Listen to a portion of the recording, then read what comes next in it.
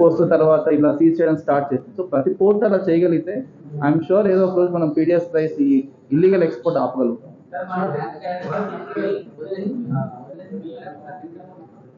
24,000 turns కదండి.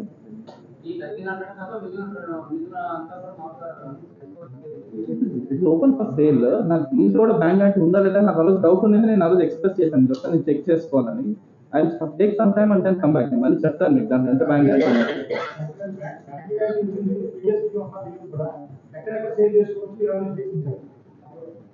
as per act అయితే there is nothing like that, but export అయితే is not allowed ఎందుకంటే అది మన property. Yeah, lot of them are sold.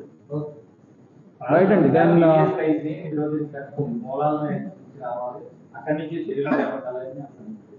MBO వాహనాల్లో direct గా వాళ్ళే ఇప్పటికీ జరుగుతున్న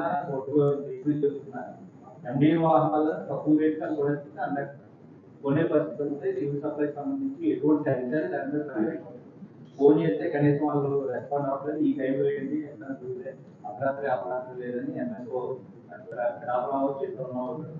కనీసం వాళ్ళు పర్యవేక్షణ లేదు, ఎవరో ఇప్పుడు డిఎస్ఓ ఆయన మారిపోయిన తర్వాత మేడం ఏది అడిగినా మాకు తెలియదు అవగాహన లేదు.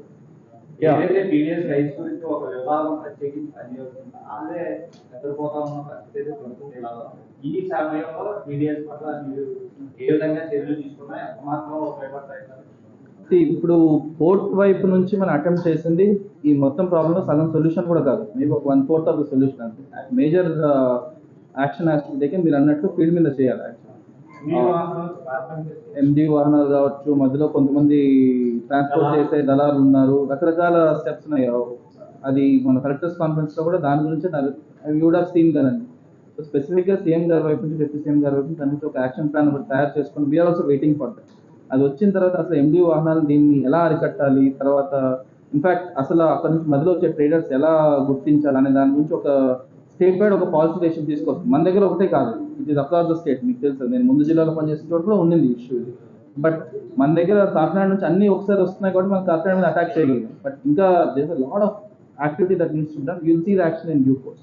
వి are aware of this fact. We are aware of this fact.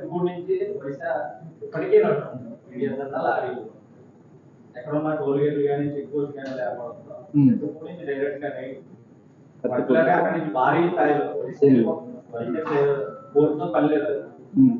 నిఘా ఉండాలి. ఆ ఎంఎస్ఓ దాని మీద ఉన్న ఇంప్లిమెంట్ చేస్తున్న కనీసం వాళ్ళు ఇంప్లిమెంట్ చేసే స్థాయిలో కష్టపడి ఎన్నో పోరాటం ఉద్యమం చేస్తున్న పరిస్థితుల్లో అందరు దారిలో పడతారు.